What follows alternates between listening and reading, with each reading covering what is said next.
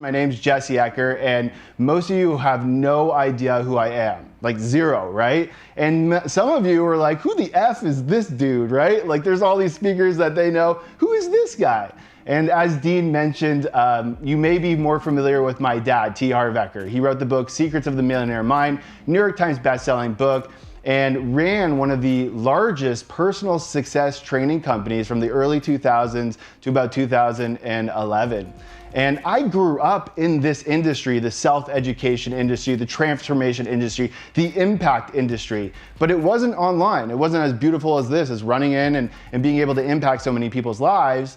It was live in person. And so as a place where I got to see my dad impact so many people's lives, as a kid, seeing my dad on the road 250 days of the year, it was really tough because I didn't get to spend as much time as obviously I necessarily wanted to. And so I made a commitment that I would never be in business where I had to travel to do my business. My business was not going to be designed around traveling. Travel was going to be a luxury, not a necessity. And so when I finished, college and decided to start to do my own thing, because I always knew I wanted to do my own thing, I was looking for a business model that I could do that, where I can make an impact, I could create the transformations, use that calling that I've, grown up with, but I could work from anywhere. I could work from my house. I could work from, anywhere that has Wi-Fi, a hotel. I could work from the beach, and I have done that. I don't recommend it. Sunscreen everywhere, sand everywhere. It's not great for your computer, but you can do it, right? And it's awesome that you can do that. And so when I decided that this was the business model I wanted to get into, this was it, I really went full force into making the decision, okay, I want to do this. So I started to look into it. And when you start looking into the online industry, you're at the base of Everest, right? There's so much you need to learn to try to get to the top, and you're like, how am I ever gonna do this? How am I gonna make it to the top? How am I gonna get there, right? And so when I looked at that and I looked at the top, I asked myself, what's the fastest way to the top of the mountain? Who knows? What's the fastest way to the top of the mountain? Well, you gotta walk. You gotta take one step in front of the other. You just got to get going. And so I started to really research the industry, but I came up to my first obstacle, because a lot of times we get really excited about what we're doing. We get super excited, and then we reach an obstacle and we're like, no way. That looks really hard. No, I can't do that. There's nothing I can do there. And so I got to that first obstacle, which was, if you want to sell your expertise, you should have some expertise. But I didn't have any expertise. I was a 23-year-old kid. I just graduated from college. I literally had no skills. I was very social in college. I was very good at social, but I didn't think I was going to be able to necessarily sell that skill. I had no expertise at all, but I wanted to get into this industry. And so I thought about this, and this is principle number one that I want you to write down.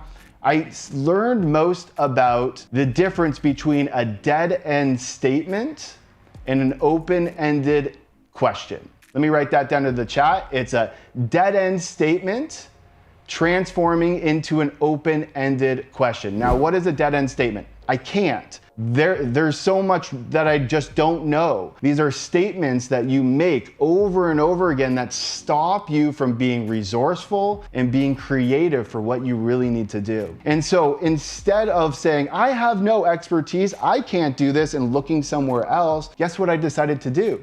I said, well, what can I do, right? Open-ended question. What can I do? Or if I did know someone who had expertise, what would be the steps to make that work? Light bulb moment. I knew someone with expertise. His name was Dad, and he had no online presence. And so when I approached him and said, hey, Dad, you're slowing down on the live tour. Let's take you online. This is the future. I had to convince him.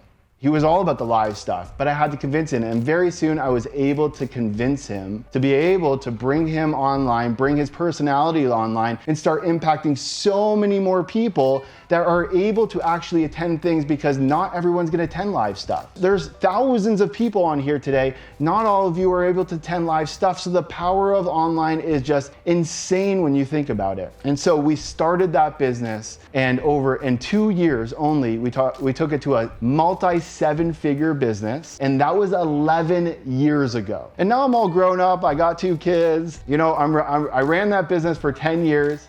And over the 10 years, right, there was a lot of problems, right? Because, you know, in 10 years, there's a lot of things that can happen and a lot of different changes and sophistications with the market. And I started to see big changes. I saw people that you see here today who are connecting with their audiences constantly, super intimate with them, very relevant. Like I look at Dean, he's online all the time, but Harv wasn't able to do that. And so what the big problem was we needed to be able to be in front of people more often. But the big problem was I scared list to go in front of camera. Like I'm terrified, right? I would not do it. Over 10 years, I would be the behind the scenes guy. Harv was always the front facing person. I was the behind the scenes person. There was 2 reasons why. Number 1 reason specifically was the stories I created about damaging the reputation of the T. Harv Eker brand. They didn't want me, they want Harv. They're gonna be upset that Harv's not doing this.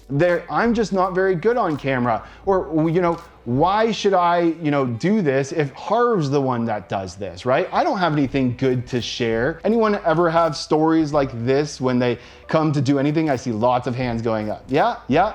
Awesome. And so, you know, that was the first thing. And the second thing, I was actually terrible on camera. I don't know why, but I would be yelling. I'd yell at the camera, "Hey, my name is Jesse." And I'm like, what is going on with me? Like, I'm a different person. When I get on, I see that no one's even here. I'm in my office by myself, but I'm yelling at the camera. I'm swearing because I'm pissed off because a 2-minute video is taking me 60 minutes, 100 takes. Anyone ever tried to do a 2-minute video and you're like, what the heck? How am I supposed to do an online business that I can't even make a 2-minute video, right?